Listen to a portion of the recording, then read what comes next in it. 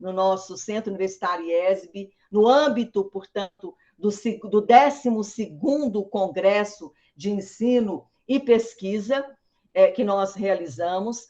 A doutora Liliana, ela é conselheira da Ordem dos Advogados do Brasil, ela é presidente da Comissão dos Alimentos. Desculpe, professora Liliana, eu não peguei aqui o nome perfeito dessa comissão. Na comissão Comissão de Direito das Famílias e Sucessões da OABDF, e eu faço parte, também sou membro da Comissão de Família e Sucessões do Conselho Federal. Ótimo, desculpa, professora, doutora Liliana. E, portanto, então, a doutora Liliana Marques, ela é uma das maiores assumidades, um dos maiores expoentes na área do direito de família, aqui no Distrito Federal e também no Brasil. Em todos os seminários, colóquios, eventos que versam sobre esse tema, é a doutora Liliana que é ouvida primeiramente para poder refletir sobre esse tema que nos interessa a nós todos, não é, doutora Liliana? Está aqui também conosco o professor Rafael Mesquita, advogado, também integrante do Conselho da Ordem dos Advogados do Brasil, mestre em Direitos Sociais e Processos Reivindicatórios, e está aqui para poder integrar esse debate de hoje e trazer aí algumas provocações para a nossa expertise, então, doutora Liliana. Doutora Liliana, então eu vou logo lhe passar a palavra para que inicie a sua exposição. Em seguida, eu, então, passo a palavra para o professor doutor Rafael Mesquita, para fazer algumas ponderações e provocações, e depois lhe passo novamente a palavra e a gente abre um pouco aqui para que os nossos estudantes possam apresentar as suas reflexões, as suas indagações, que não são poucas, já vou logo lhe dizendo. Tá bem? Seja muito bem-vinda mais uma vez. Os agradecimentos são sempre penhorados e muito honestos e fecundos por estar aqui mais uma vez partilhando aí parcela do seu conhecimento, da sua prática, da sua empiria aqui no nosso Centro Universitário IESB. Por favor, doutora Liliana, está com a palavra. Boa noite a todos e a todas, né? Cumprimento todos na pessoa da doutora Anny Ávila, né? Que eu reputo uma das maiores autoridades também em direito, administrativo, sobretudo. Bem, poderíamos ficar aqui a noite inteira falando de alimentos, né? Mas eu vou tentar ser sucinta, esclarecer todas as dúvidas e, com certeza, com a ajuda do doutor Rafael. Bem, o que a gente vai falar sobre alimentos? Alimentos é um direito, é uma obrigação, né? Ele vem na nossa legislação no artigo 1694 do Código Civil, que está previsto, né? E quem tem direito a receber alimentos? A doutora Anny até deu iniciou um breve, né, comentário. Quem tem direito? Os filhos até 18 anos, por lei, a maioridade civil, podendo estender até os 24 anos, conforme jurisprudência pacificada. Para isso, teremos requisitos que estejam estudando, curso técnico, estejam na universidade, né? Então, os alimentos irão até os 24 anos. Quem mais? O ex-cônjuge ou o companheiro. A nossa legislação não faz diferença entre cônjuge e companheiro, então ambos têm direito, mas tem um porém, por um tempo determinado, né? Esse tempo, normalmente, os juízes estão fixando até que seja feita a partilha de bens, em caso, né, de divórcio com partilha, ou até que se estabeleça no mercado de trabalho. Restabelecer, esse período está sendo entre 12 e 24 meses, podendo se estender até os 36 meses. Pode ser em caráter definitivo? Pode. Excepcionalmente, em razão da idade, em razão de um problema sério de saúde, né? mas o que é muito difícil hoje em dia, mas não é impossível, né? Quem pode receber alimentos mais? Grávida. Não precisa esperar o filho nascer, né? Se o pai não ajudar nas despesas, que despesas essas? Alimentos, exame, pode ser ajuizada uma ação de alimentos gravídicos, tendo provas robustas, claro, né? Esses alimentos, após o nascimento, é convertida a ação automaticamente para ação de alimentos, deixa de ser gravídicos, né? E quem mais? Parentes próximos, né? Os filhos também podem pagar alimentos para os genitores, desde que haja necessidade, ou seja, se inverte, né? Não há dúvida que a pensão hoje em dia ela é fixada, na maioria das vezes, para os filhos menores de 18 anos, né? Uma pensão alimentícia fixada, ela é em caráter definitivo? Não. Uma pensão alimentícia fixada, ela pode ser revista a qualquer momento, desde que haja um motivo relevante. Ela pode ser majorada ou ela pode ser diminuída, depende a condição, depende o motivo, né? Então, a gente fala que é uma ação que não transita em julgado, que ela pode ser revista a qualquer momento. Ela pode ser exonerada de ofício? Não. Para ter uma exoneração, tem duas formas. Ou o juiz tem que ser provocado, tem que ser uma nova demanda, a outra parte tem que ser ouvida, o juiz não vai exonerar. Olha, completou 18 anos, não. Completou 19, não. O juiz vai mandar ouvir a outra parte, a menos que, quando da fixação dos alimentos, também que é muito difícil, que já fique condicionado. Olha, será exonerada aos 24 anos. Um acordo entre partes, independentemente, né, de uma nova ação. Pode ocorrer? Pode. Fez 18 anos, quem pode ser o titular da ação? Quem pode figurar no polo passivo ou no polo ativo? Deixa de ser a genitora ou o genitor, ou seja, o responsável. Fez 18 anos, se for revisão, se for exonerar, é através do próprio, de quem recebe os alimentos. É uma ação rápida? Não. Alimentos é uma ação rápida? É. Por quê? Porque quando você ajuiza uma ação de alimentos, o juiz, ele, sem ouvir outra parte, ele vai fixar os alimentos provisórios. Então, normalmente, quem vai pagar fica sabendo quando do desconto em folha, né? Tem a surpresa, recebi o contra-cheque, desconto de alimentos. Pode ser feita alguma coisa? Pode. Se for um valor que seja exorbitante para quem vai pagar, pode-se pedir uma reconsideração do juiz que fixou, ou pode agravar da decisão do juiz para tentar diminuir. Por quê? Alimentos, não existe um valor mínimo nem um valor máximo. A lei não fixa, né? Olha, o mínimo é 10%, o máximo é 30%, não. Os alimentos serão fixados pelo binômio necessidade e possibilidade, ou seja, vai avaliar a necessidade de quem recebe. Quais são essas necessidades básicas? Alimentação, saúde, educação. Na planilha entra despesas comuns que têm que ser rateadas entre os genitores. Quais são? Moradia, transporte, internet, tudo isso é avaliado pelo juízo quando da fixação. E, sobretudo, a possibilidade de quem vai pagar. Ora, não adianta também apresentar uma planilha, a despesa é em torno de R$5.000. Quer dizer que o genitor, cada um terá que arcar com 50%? O ideal seria, né, se ganhassem ambos no mesmo patamar.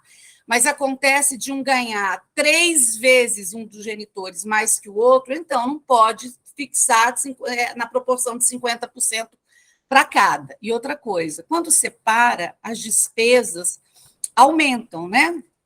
E tem que pensar que os filhos têm que viver no padrão de vida dos seus genitores. Eu tenho certeza que toda mãe, todo pai quer dar o melhor para o filho, Mas quando há uma separação, um divórcio, é complicado? Sim, é muito. Normalmente, quando se ajuiza uma ação, se pede, não é que se pede muito, mas se quer muito, e quem vai pagar sempre coloca dificuldade. Que instrumentos nós temos para avaliar isso? O judiciário. A maior prova é quebra do sigilo bancário e fiscal. Porque prova testemunhal, ela comprova a situação financeira? Não. Agora, a quebra do sigilo bancário, fiscal, nós temos hoje, ao alcance, né, do judiciário, meios muito rápidos e eficazes, né? A declaração de imposto de renda, movimentação em cartão de crédito, movimentação até mesmo em nota legal, né? Quanta gente vai a um restaurante, vai a um cabeleireiro, vai a um supermercado, pede a nota fiscal com CPF. Quando da quebra do sigilo de produção de prova, pode-se pedir ao juízo que oficie a Secretaria de Economia, né, no nosso caso do Distrito Federal, para que envie ao juízo a movimentação. Então, às vezes, a gente se surpreende. A pessoa fala, olha, eu ganho 2.000, eu não tenho condições. Quando vem a quebra do sigilo bancário e fiscal, o advogado fica sem chão, porque também acaba sendo surpreendido. Então, a gente fala que o ideal é que os genitores possam sentar, conversar, porque sabem da necessidade e da possibilidade de cada um, mas, sobretudo, das necessidades do filho, porque é muito mais fácil levar para o judiciário resolver? Vai ser mais um caso, né? E eu acho até para o diálogo, para o dia a dia dos genitores, um acordo é muito melhor?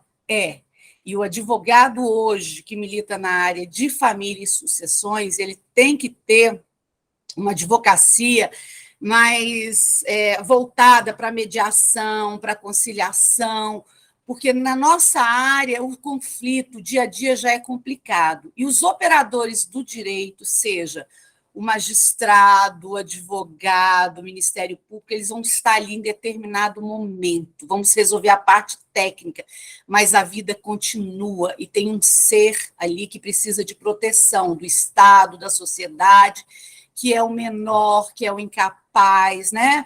Então, temos que pensar nisso. Hoje, levar para uma conciliação, para uma mediação, é o ideal. Conflitos existem muito no dia a dia. Então, eu peço muito isso na comissão. Olha, vamos repensar, vamos tentar conciliar, ajudar as partes, porque as partes, quando procuram um advogado na área de família, eles querem resolver, né?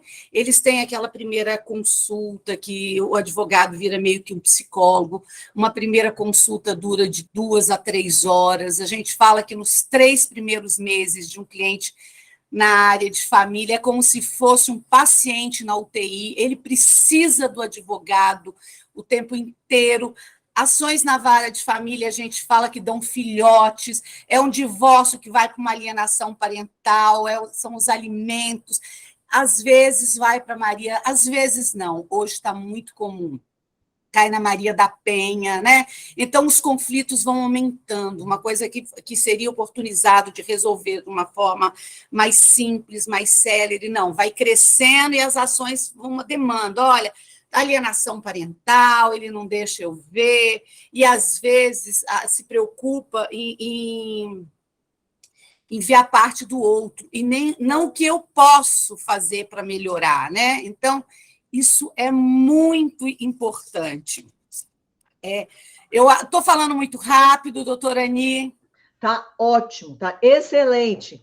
Adorei esse momento que a senhora expôs que o advogado, a advogada da área de família, ele tem que ter paciência, ele muitas das vezes faz às vezes, de um psicólogo, de um assistente social, dessa disponibilidade, dessa vocação para as interações comunicativas, de trabalhar a tolerância, não é? Ou seja, é disponibilidade 24 horas, é um psicólogo, é um médico. Eu adorei essa ênfase, doutora Liliana, que a senhora colocou. Tá ótimo, eu estou bem atenta aqui. Obrigada. Que coisa boa. Olha, doutora Eni, a gente fala que a advocacia familiarista, o escritório é como a gente chama um escritório boutique. É aquele escritório que ele não tem que se preocupar com a quantidade, mas com a qualidade, porque você tem que ter tempo para atender o cliente. As dúvidas são muitas. Eu falo assim, olha, depois do terceiro, quarto mês que a coisa começa a ficar mais tranquila, mas nesse período somos demandados diariamente, final de semana, à noite, dúvidas surgem o tempo inteiro. Bem, mas vamos falar uma outra coisa importante. Quando a guarda é compartilhada, não preciso pagar alimentos, a guarda é compartilhada, a gente vai compartilhar o tempo, a gente vai compartilhar as despesas, então não preciso. No início, quando começou a vigorar a guarda compartilhada, o judiciário teve uma demanda imensa de ações pedindo exoneração em razão da guarda compartilhada. Bem, foram indeferidas e hoje está aí pacificado. A guarda compartilhada não quer dizer que não tenha que pagar pensão. A guarda compartilhada tem um lar de referência.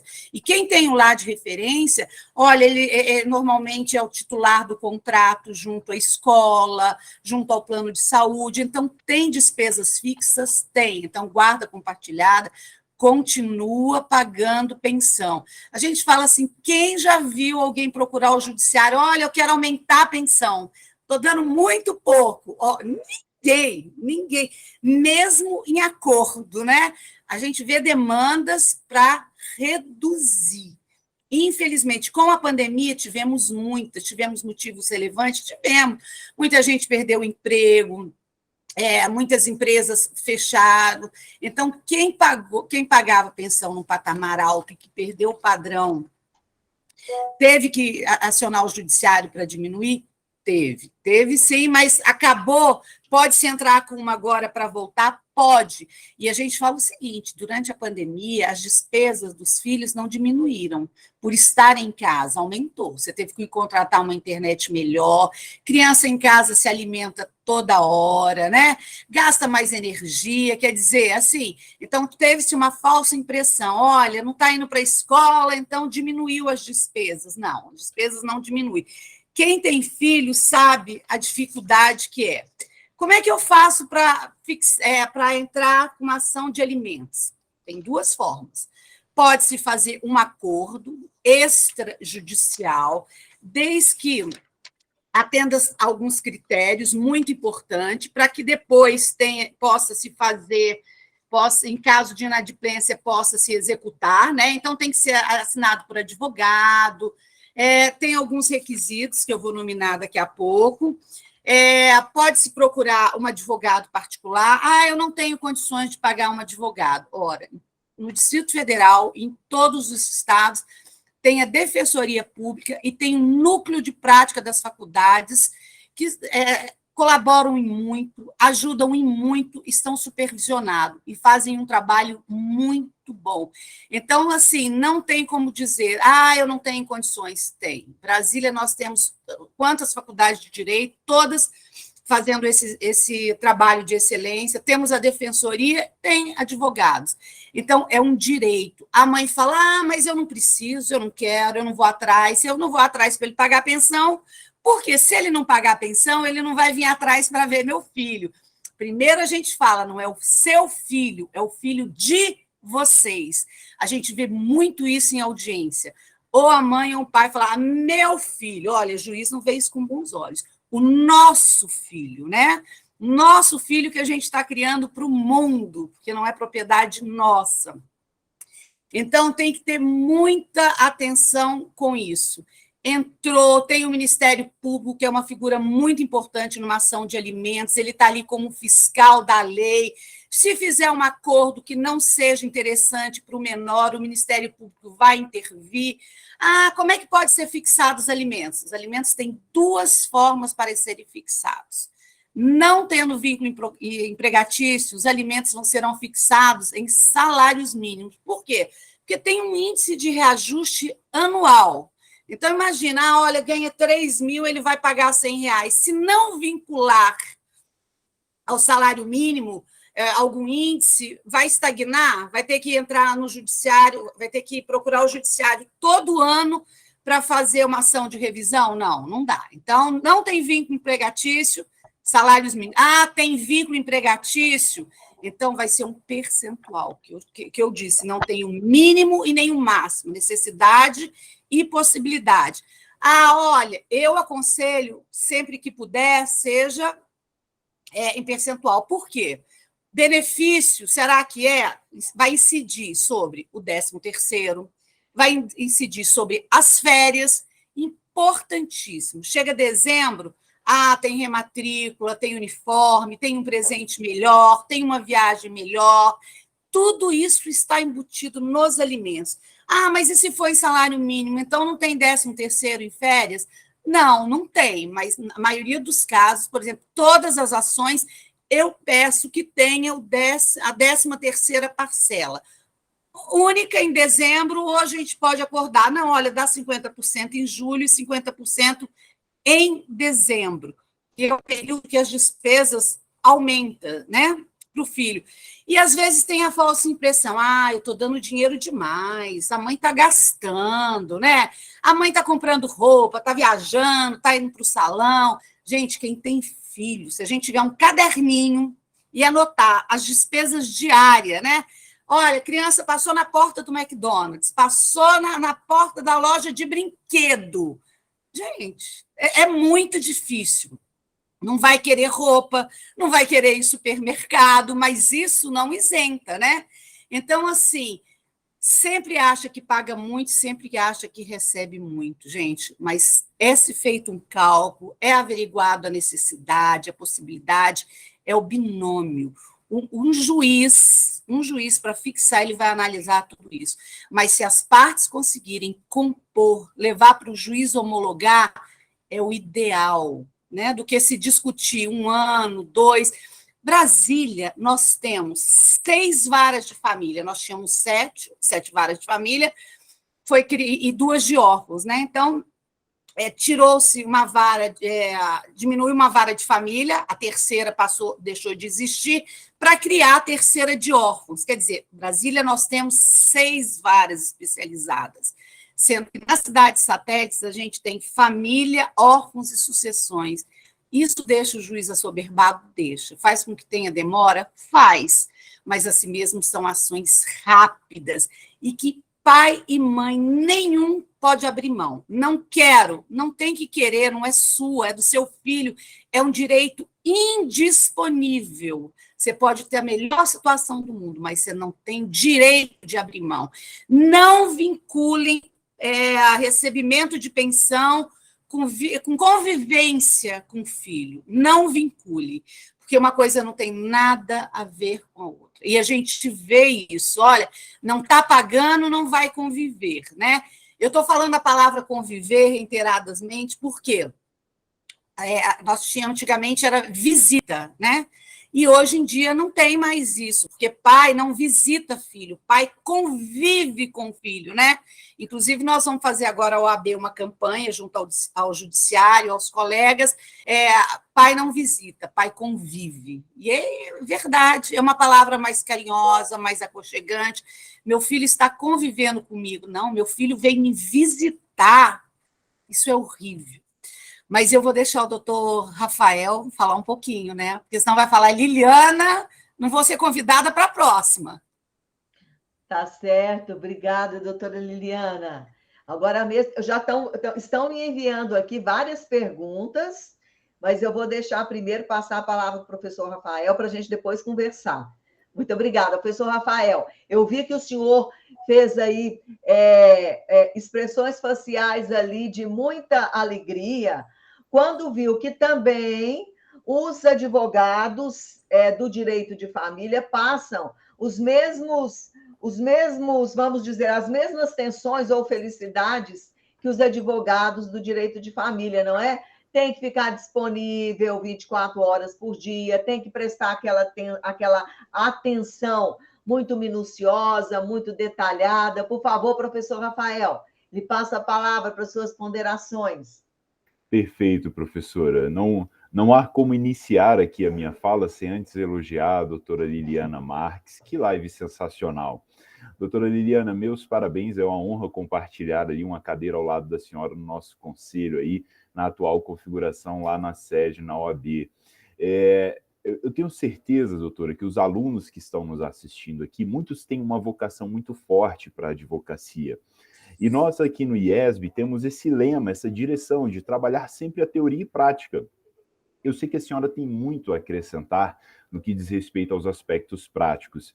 E quando nós tocamos nesse tema, nesse assunto de alimentos, de família, né, a senhora bem mencionou a necessidade de termos ali uma parcimônia, a busca por um acordo. Mas nós sabemos que, na prática, muitas das vezes, esse acordo ele é dificultado pela parte adversa, né? E eu tenho certeza que os alunos estão ansiosos aqui para que a senhora nos diga o seguinte: o que fazer quando a senhora percebe que a postura da outra parte já é uma postura mais agressiva, uma postura mais belicosa? Até onde vale a pena tentar fazer esse acordo? Porque muitos dos nossos alunos, logo, logo, eu estou vendo aqui o rostinho deles, logo, logo eles estarão aí na advocacia. E eles vão se deparar com essas primeiras audiências, que são aquelas audiências que o nervosismo bate mais forte. O que a senhora nos diz acerca disso? Olha, doutor Rafael, eu falo assim, nós tínhamos, eu não sei se o senhor chegou a conhecer o doutor Fernandes Luz, que era da terceira vara, né? Ele foi promovido, acabou. Ele tinha, a gente brinca que uma estratégia, quando as partes estavam em conflito, ele marcava uma audiência, ele marcava 2, ele marcava 3, ele marcava 10, quantas fossem necessárias. E eu falava, olha, isso é muito importante, porque, doutor Rafael, o que eu sinto nas audiências? A necessidade das partes chegarem numa audiência na presença do juiz, elas chegam armadas, né, elas chegam nervosas, o que é natural, e precisa oportunizar que falem, que desabafem, que desarmem. A partir desse momento, a gente começa a construir. E se nessa audiência a gente vê que está complicado, a gente pede, olha, vamos suspender. Isso depende muito, doutor Rafael, o colega que está do outro lado. A gente tem colegas que falam assim, olha, eu comungo com a sua opinião, vamos tentar um acordo, é mais benéfico, mas a gente tem colegas que falam, não. Às vezes o cliente em audiência dele está querendo fazer um acordo e o advogado quer brigar, briga com o juiz, com o MP, agrava, não aceita. Isso é muito ruim. Então, assim, eu sou incansável. Eu tento uma vez, eu tento duas. Eu passo, assim, um mês tentando com as partes, com o colega, ponderando. Eu falo assim, eu sou tudo por um acordo, mas, assim, tudo que eu acho que é melhor para as partes. Se não tiver o acordo, a Liliana vira, eu costumo brincar, um rolo compressor. Tecnicamente, eu abraço meu cliente, mas eu falo, olha, eu tentei, né? Oportunizamos todas as formas e não conseguimos, mas isso, doutor Rafael, é tão comum, infelizmente, e eu falo, é muito mais fácil, quer dizer, as partes levarem para o juiz decidir, para o Ministério Público, olha, quem vai ficar à guarda, como vai ser a convivência, quem leva e quem busca na escola, que escola meu filho vai estudar, as partes não chegarem a um consenso e levar para o judiciário, olha, vai ser Marista, vai ser Candanguinho, vai ser, sabe, qualquer outra escola, isso é tão complicado, mas tão complicado, né? Mas, infelizmente, tem isso. Mas eu digo para o senhor, 90% das minhas ações eu consigo converter para um acordo. Eu sou incansável. Que maravilha, que maravilha. Mais alguma indagação, professor Rafael? Eu só acrescentaria, a doutora Liliana sabe disso, porque volta e meia chega um processo ético-disciplinar lá para nós, né? E eu acrescentaria a necessidade, principalmente dos alunos que vão ingressar agora na advocacia, a necessidade de reprisar que, quando eu sou advogado e eu quero fazer essa tentativa de um acordo, eu não posso me dirigir diretamente à outra parte, não é isso, doutora? Com certeza. Por favor. Detalhe muito importante, né? fizer isso, vai acabar no nosso TED, no Tribunal de Ética. A outra parte, tendo advogado, jamais entre em contato direto com a parte. Jamais.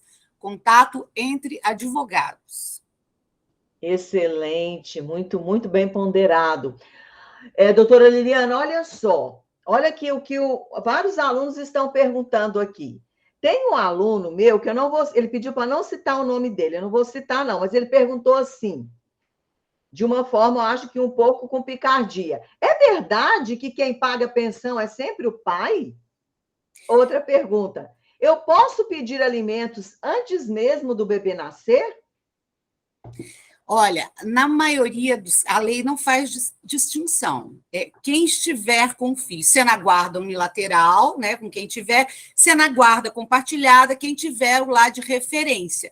Maioria dos casos, né, não vamos dizer que não, a maioria dos casos é o pai, sim, que paga, porque geralmente a mãe que fica com os filhos quando de uma separação, né?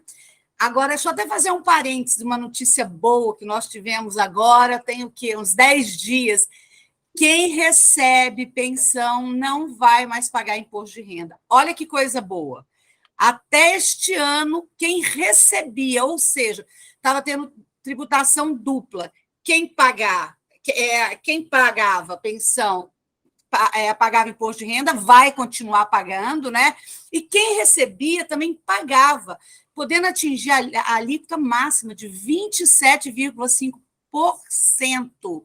Pensa a diferença que vai fazer. Às vezes a pessoa recebia, não fazia as contas, e quando chegava a hora de acertar com o leão, falava, nossa, mas está indo 1/3 do que eu recebi de alimentos para o leão. Tá, agora não vai acontecer isso. Antes, os advogados, a gente orientava, olha, não receba os alimentos em sua conta. Abra uma conta para cada filho para receber diretamente, para não ter problema com imposto de renda.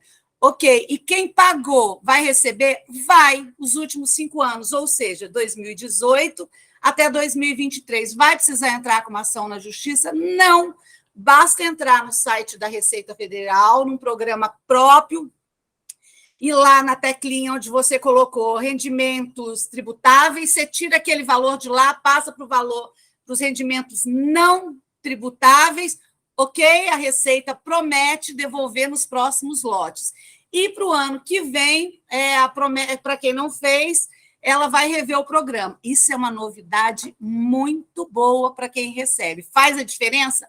Muito, 27,5%. A segunda pergunta, doutora Ani? É sobre o que fazer se quem paga é só pai, e a outra se pode pedir alimentos antes mesmo do bebê nascer. Pode, que são os alimentos gravídicos que eu falei.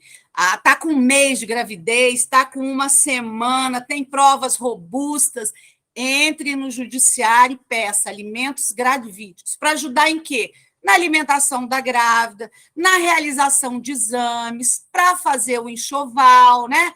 Para o juiz deferir, tem que ter provas robustas. Certo. Tem outra pergunta aqui. Quando que os avós serão obrigados a pagar a pensão alimentícia? E a outra, se não pagar a pensão alimentícia, se for preso por não pagar a pensão alimentícia, resolve a dívida atrasada? Primeiro, os avós não são obrigados a pagar pensão. Os avós complementam a pensão. E outra coisa, se você falar assim, vou entrar contra a avó paterna, nossa, ela tem uma condição melhor, eu vou ganhar bem. A lei fala, se você for entrar contra os avós, tem que ser todos os avós, tem que chamar para o polo todos que estejam vivos, ou seja, não pode escolher o avô paterno, materno, que tenha melhor condição, não, tem que vir todos para o polo passivo da ação, né? Não pagou pensão, é uma lei muito boa, ela funciona muito. Execução de alimentos, temos 2 formas, pelo rito da prisão, que até o inadimplemento de 3 parcelas. Não pagou o primeiro mês? Você pode ajuizar. Não pagou o segundo? Também pode. Terceiro? Também pode. Será pelo rito da prisão, ou seja, o juiz vai determinar, pague em 3 dias, justifique ou vai ser preso. Passou de 3 meses, esqueci, não estava precisando, a lei entende isso. Olha, não ajuizou até o terceiro mês, não está precisando, né? Então passa a ser outro rito de constrição patrimonial. Bloqueio de bens, busca de valores na conta, né? Você foi preso. Tá. Foi decretada a prisão por 30, 60, 90 dias, não pagou, ficou lá 30 dias. Saí, tô livre? De jeito nenhum. A dívida continua. E eu falo que dívida na justiça é o melhor investimento para quem tem que receber, porque ela é atualizada. É 1% de juro e mais atualização. Eu já vi genitor, fez a partilha, olha, metade do apartamento é meu, metade do apartamento é seu, ok, olha, não pagou a pensão, foi. Quando olhou, os 50% do apartamento, 1/3 desses 50% foi embora, dívida de alimentos. O nome é protestado nos órgãos de proteção do crédito, Serasa e SPC. Olha, e nossos sistemas hoje estão se aperfeiçoando, né, em busca de bens. Está vindo um novo sistema que ainda está implementando, está caminhando, mas cada vez aperfeiçoa mais. Olha, perdi o emprego, eu tinha que pagar tanto, não consigo. Perdeu o emprego, corre atrás de um advogado e entra com uma ação de revisão de alimentos. Estar desempregado não te isenta do pagamento, pode reduzir, né? Tanto que a gente brinca que tem juízes que já sentenciam, olha, tanto por cento do salário. E se tiver desempregado, 2 salários mínimos, para estimular a arrumar um emprego, que vai pagar menos pensão do que ficar desempregado. Porque tem essa falsa impressão, eu não estou trabalhando, eu não tenho que pagar pensão, não. Você tem que pagar pensão, sim. Como é que o filho vai viver? Excelente. Excelente. Nós temos que fazer, doutora Liliana, mais painéis sobre isso. As perguntas aqui são muitas. Eu vou... Aqui no site eu não estou vendo ainda nenhuma, estavam mandando para o meu WhatsApp. Eu creio, né, professor Rafael, que a gente vai ter que, então, suspender, declarar encerrada a sessão em razão ali do início das aulas. A doutora Liliana, presidente da Comissão de Direito de Família e Sucessões da OABDF, vai retornar aqui no nosso 12º Congresso de Pesquisa e Ensino no âmbito do curso de graduação e no âmbito do nosso mestrado, para refletir, analisar, expor acerca do Instituto da Guarda Compartilhada, não é isso, professora Liliana? Vai ser na próxima semana, nós vamos divulgar. Quero agradecer imensamente a sua exposição, as suas reflexões, a sua disposição para dirimir as dúvidas aqui dos nossos alunos e dizer o quanto aqui o Centro Universitário, essa casa de ensino, essa casa de saber, se sente honrada por tê-la aqui conosco mais uma vez. Muito obrigada, professor Rafael, muito obrigada aos nossos alunos aguerridos e combatentes e combativos, alunos e alunas, e estaremos, então, dando continuidade amanhã em mais um painel do nosso Congresso de Ensino, Pesquisa e Extensão. Um beijo a todos, a todas. Obrigada, professora Liliana. Obrigada, professor Rafael Mesquita. Obrigada, boa noite a todos. Doutora Anice, só deixar um convite. Daqui a pouco todos estão formando, venham para a OAB fazer parte da Comissão de Direito das Famílias e Sucessões. Serão muito bem-vindos. Um abraço. Tchau, tchau. Fraterno abraço a todos. Até breve.